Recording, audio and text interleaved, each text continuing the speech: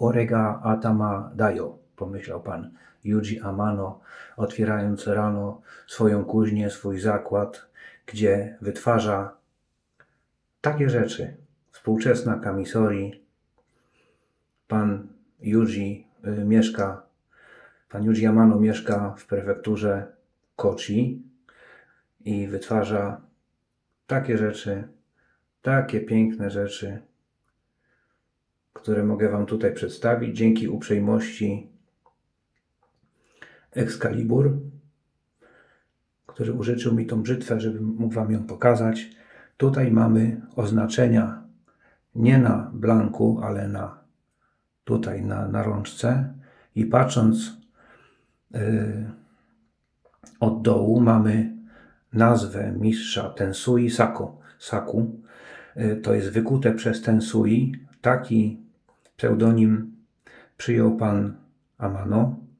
Wyżej w kółku mamy symbol nieba. To jest miejscowość, gdzie mieszka pan Amano, a na samej górze nad kreską jest określony rodzaj stali, czyli shiroichi, biała stal papierowa. Z takiej stali wykonana jest ta piękna kamisori 7/8 cala. Taka duża. Taka piękna kamisori. Spójrzcie, wyglądająca z taką geometrią.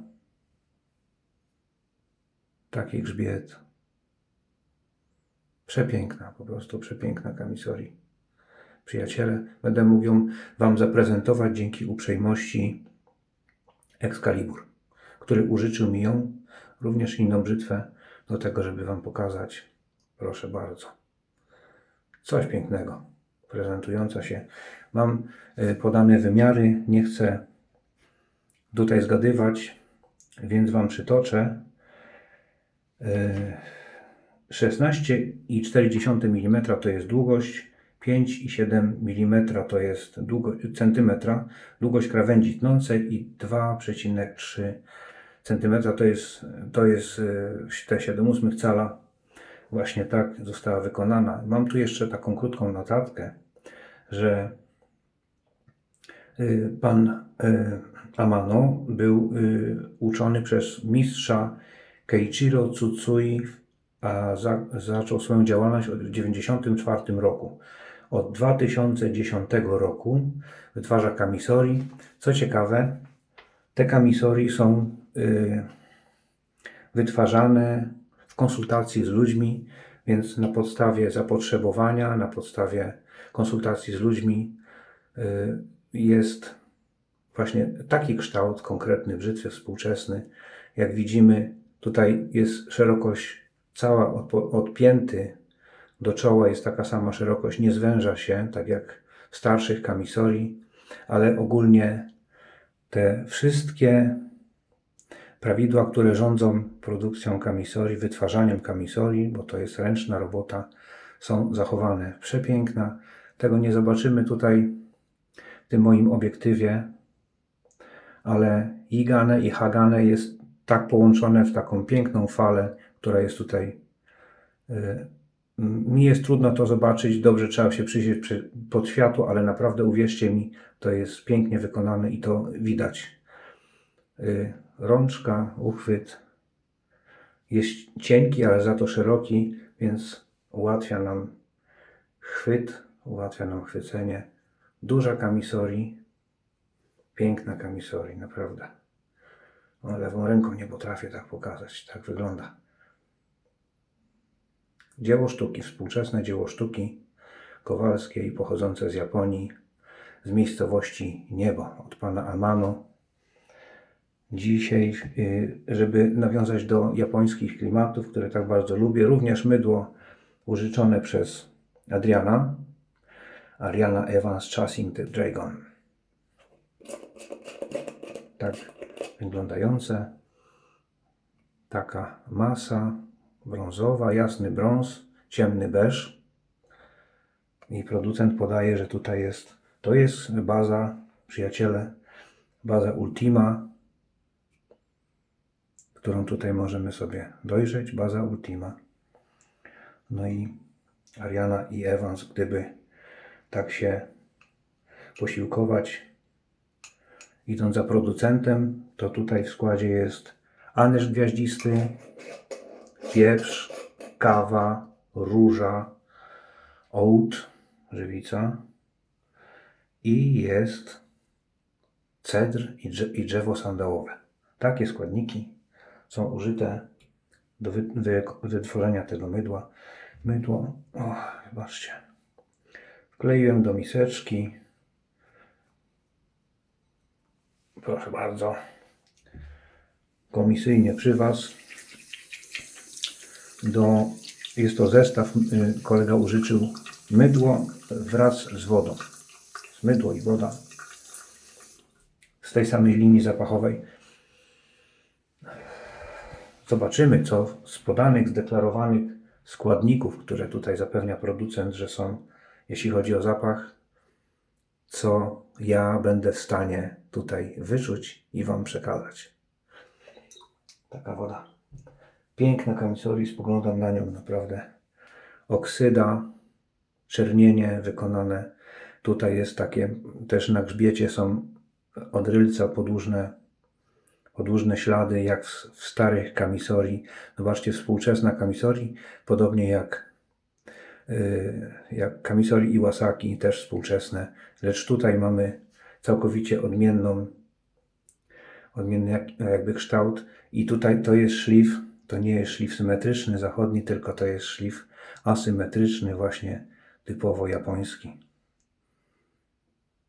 Przepiękna kamisoria. Zobaczmy. Mydło za spienienie odpowiada dzisiaj Epsilon.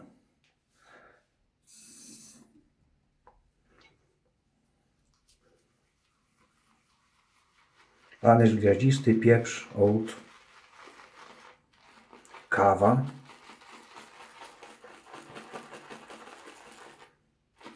róża. Zobaczymy, czy da się wyłowić różę. Mam nadzieję, że tak. Czy da się wyłowić różę z tego zapachu? Na pewno od razu czuję tutaj na początku świdrujący pieprz. Zawsze pieprz działa odświeżająco, nie tylko w zupie. To też jest cenny olejek używany w perfumiarstwie, w produkcji zapachów. Tak powstaje mydło. Pędzel już przyjmuje. Bardzo świeży zapach. Kawy nie wyczuwam. Zobaczymy, może w trakcie coś się wydarzy, że poczuję kawę. Może kawa tu występuje, może nie w tym mydle. Baza Ultima, baza łojowa. Ariana and Evans. Chasing the Dragon.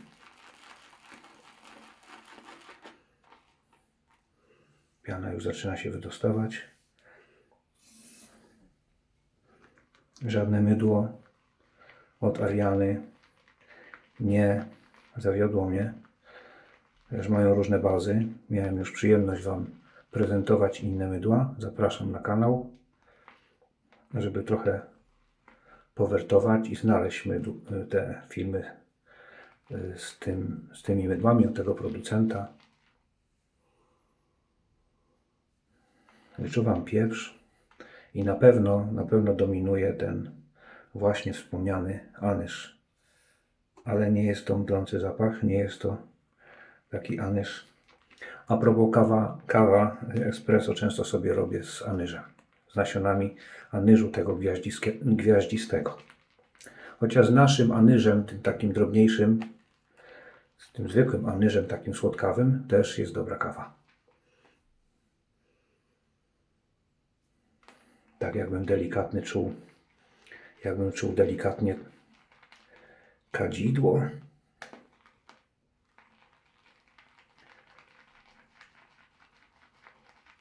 Róży. Róży jako takiej tak za bardzo nie wyczuwam. Może gdzieś tam jakiś jest niuans, ale anyż i pieprz najbardziej daje się wyczuć. Patrzcie, to już jest coś fajnego. Anyż, pieprz.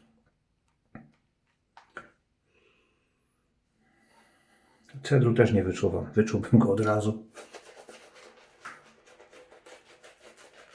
Piana już leci na podłogę. Rykoszetem. To dobrze. To znaczy, że jest dobrze nawodniona.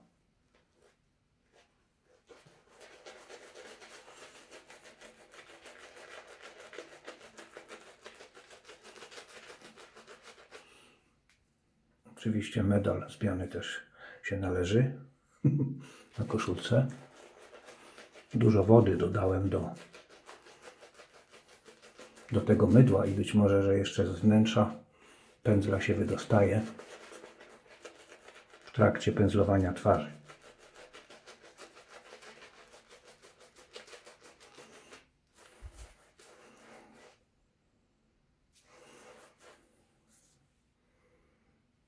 Jakby trochę bardziej czuć teraz różę, jak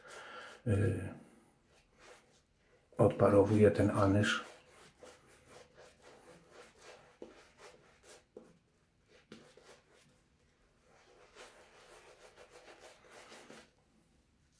Lekko żywiczny zapach też się czuje. Delikatnie.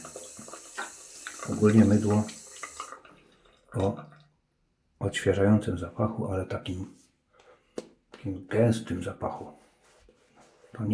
To nie jest odświeżenie, ale to nie jest taki świeżak jak świeże powietrze. Odświeżenie pochodzące od pieprzu. Różę też się trochę wyczuwa. To dobrze. A tymczasem piana, spójrzcie, lekko, łatwo i przyjemnie. To są właśnie mydła od Ariany. Współczesna kamisori, którą się zaraz z ciekawością naprawdę ogolę. Kolega był tak miły, że użyczył, na kanał, żeby Wam pokazać. I tutaj, co ciekawe, jest symetryczny blank i pięta, wymiary podałem Wam wcześniej, pięta jest ostra, tak jak w Orihi, ale czoło jest już na współczesne czasy zaokrąglone. Starsze kamisori nie mają czegoś takiego i tutaj punca jest bita właśnie na rączce, a nie na blanku. I powiem Wam, że ta geometria też przypomina mi, jest taka mocno agresywna, zagięcie jest duże. Również przypomina mi Orihi prezentowane na kanale, prezentowałem Wam, pokazywałem. Jeśli chcecie, również zapraszam obejrzeć. A tymczasem pan Amano. Taka kamisori. Kamisori takami.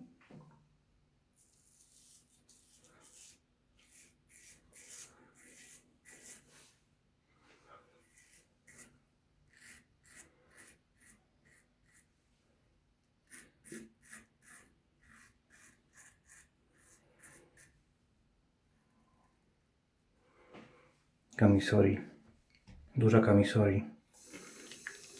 Będę spłukiwał, chociaż mam gąbkę, ale ta kamisori nie ma owinięcia, więc bez problemu. Patrzcie, jak się spłukuje, jak się daje spłukać to mydło. Nie ma śladu, zero.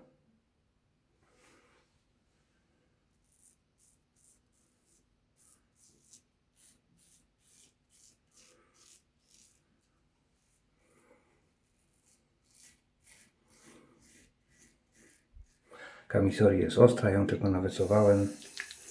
Nie ingerowałem w żadne ostrzenie, bo kolega przysłał brzytwę naostrzoną. Perfekt. Pięknie. I co ciekawe, jeszcze jedna ciekawostka. Tutaj ze strony omote krawędź nąca jest cieniuteńka. Podobnie jak cienka jest krawędź nąca od strony ura.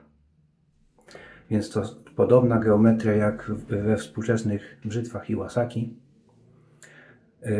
To nie do końca jest taka geometria krawędzi tnącej jak w historycznych kamisori.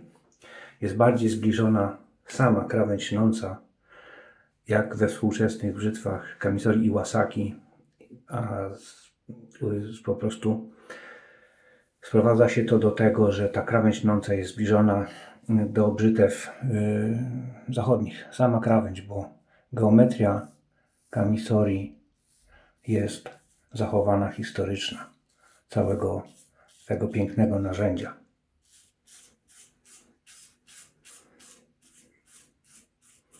Bo w starszych kamisorii krawędź tnąca po stronie omote jest znacznie szersza niż krawędź tnąca po stronie ura.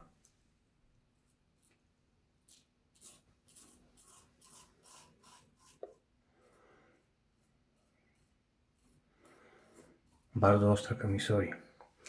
I wiecie co? Ten zapach. Przebija się jakaś świeżość z niego.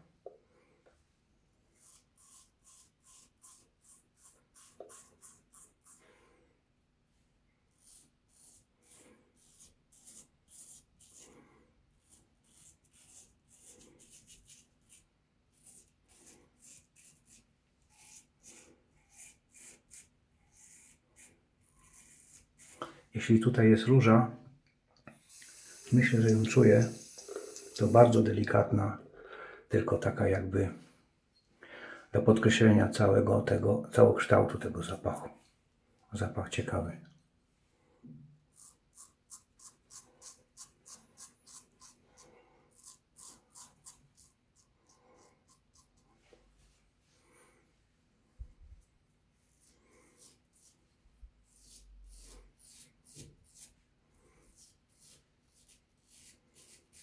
Podobnie dużą kamisorii 7/8 Hengotsu owijałem i ostrzyłem dla kolegi. Miała podobny rozmiar jak ta, tylko że blank był krótszy. Tutaj ten blank jest zbliżony do brzytew nawet zachodnich. To podobny rozmiar miałem przyjemność się nią zająć, owinąć.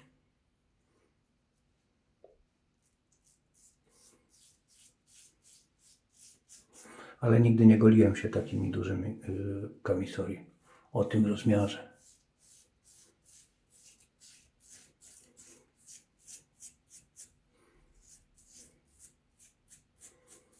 Golenie przyjemne.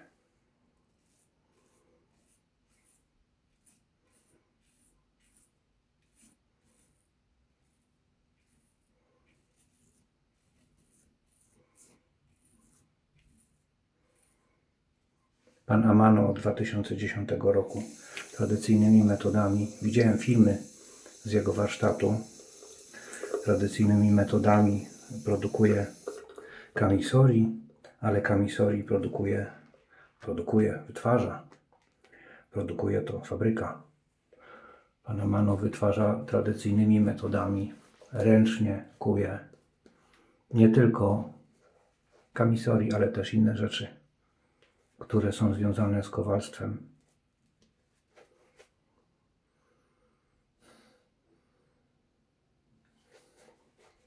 Pieprz i anyż. Odświeżający, fajny zapach. Róża też się przebija.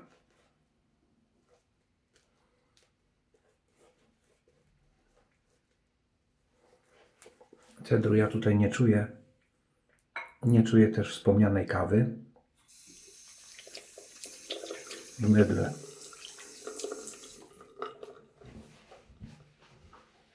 Jakkolwiek zapach, miły, przyjemny zapach. Przejście pod włos. Te wszystkie tutaj pan Amano ostrzy swoje kamisorii, także są z warsztatu gotowe do golenia. Bardzo precyzyjnie wykonane tu jest wszystko, ten szlif, drążenie. Tu na grzbiecie. Widać, jaki prosty jest. Jak widzicie, odbija się tutaj światło od grzbietu, jaki prościutki grzbiet, sądząc po tej linii z ostrzenia. W trakcie ostrzenia powstaje tutaj linia i również z tej strony, od strony omote, tutaj ta linia jest prawie idealnie równa. Jaki jest równy, symetryczny blank.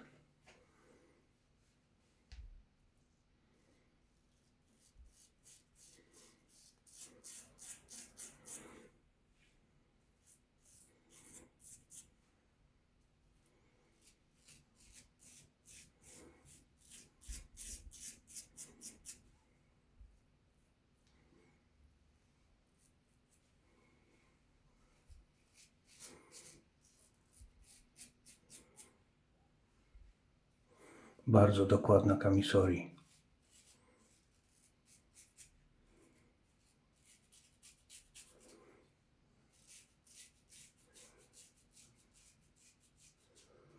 I czoło, zaokrąglone czoło jest bezpieczne. Nie mówiąc o pięcie, bo pięta nie. Ale tak na życzenie klientów. Widzicie? Ładnie zaokrąglone czoło, a pięta jest dramatycznie ostra. Nie jest fazowana, nie jest zatępiana. Kolega Adrian widzę nie... O, ja muszę uważać teraz. Z tą piętą właśnie.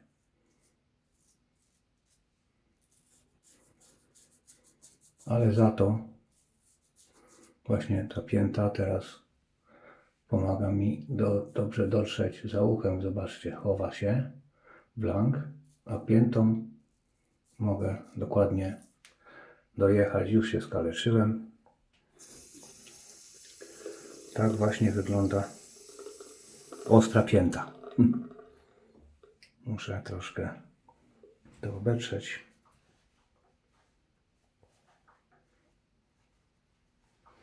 Mam gdzieś aun. Chciałem Wam pokazać i jednocześnie się skaleczyłem.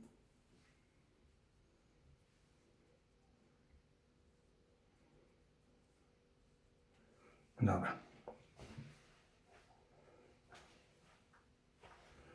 Kontynuujmy. No, tylko takie. Tak więc taka ostra pięta może się przyczynić do tego, że się skaleczymy. Więc warto sobie na przykład, chcąc zapobiec takim wypadkom, sfazować.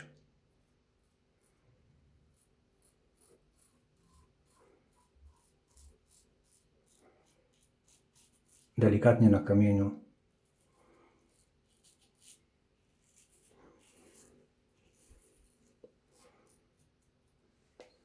Dobra.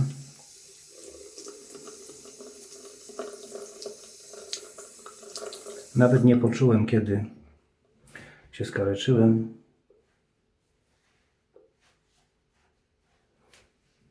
Trzecie przejście.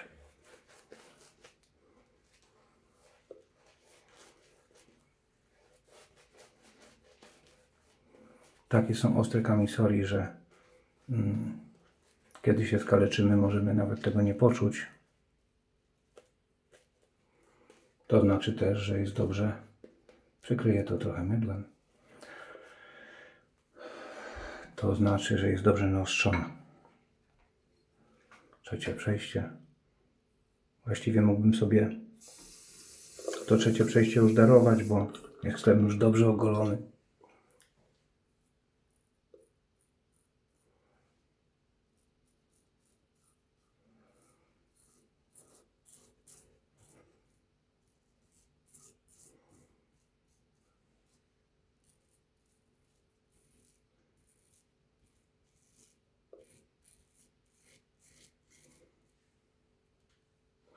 Chciałem pokazać, jak się nie skaleczyć i się skaleczyłem. Dobra.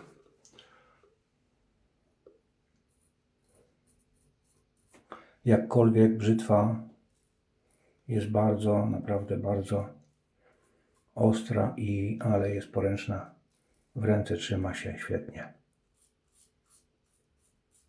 Zarast, który ścinam, ma 2 dni.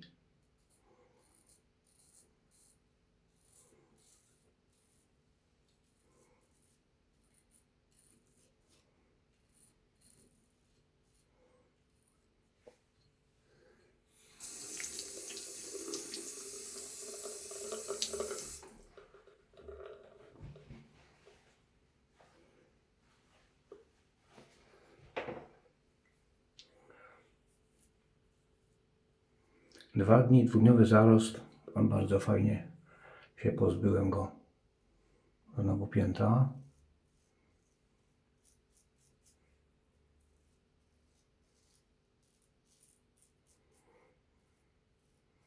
To już jestem dogolony. Tip top.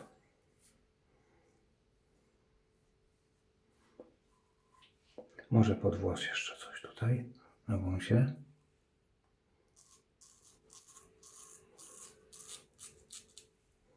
O.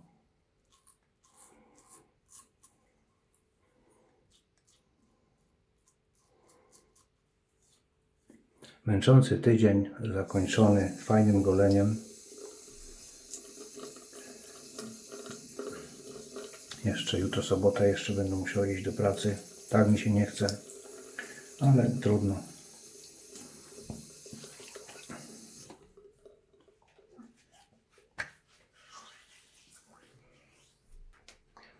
Golenie w 3 przejściach współczesną kamisori od pana Amano.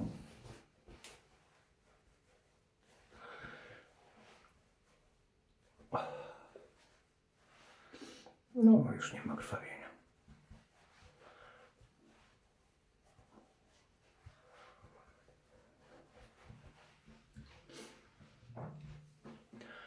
Takie golenie, taką fajną brzytwą. Woda po goleniu z tej samej. Tutaj te butelki są ciemne, to jest takie czarne szkło, nieprzezroczyste, ale tutaj wszystko widać, co się dzieje. Ile jest płynu, jak wygląda. Możemy w ten sposób skontrolować zawartość.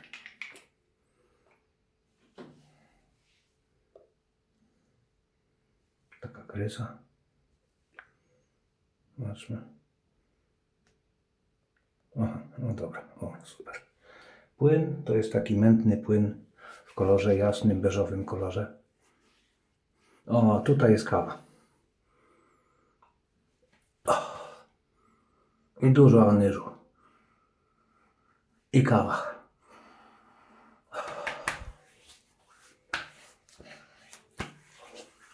Takie golenie fajne.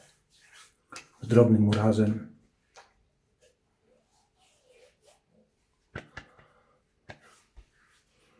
I tyle. Współczesna kamisori. Takami od pana Amano. Takie coś. Tymczasem zapraszam na następne golenie. Co będzie? Będzie maszynka. Ciekawa maszynka. To będzie ostatnie przejście, ostatnie golenie maszynką Blackland, Blackbeard. To będzie płytka Light, dobrze pamiętam. Będzie to przejście z płytką Light, ta sama żyletka. Zobaczymy, podsumujemy 3 golenia tą maszynką z 3 różnymi płytkami. Nawiasem mówiąc, ale skóra taka nawilżona. Nawiasem mówiąc, bardzo skuteczną maszynką. Tymczasem, a co powiedział pan Amano, wchodząc do swojego warsztatu? Ja tu rządzę. Sayonara.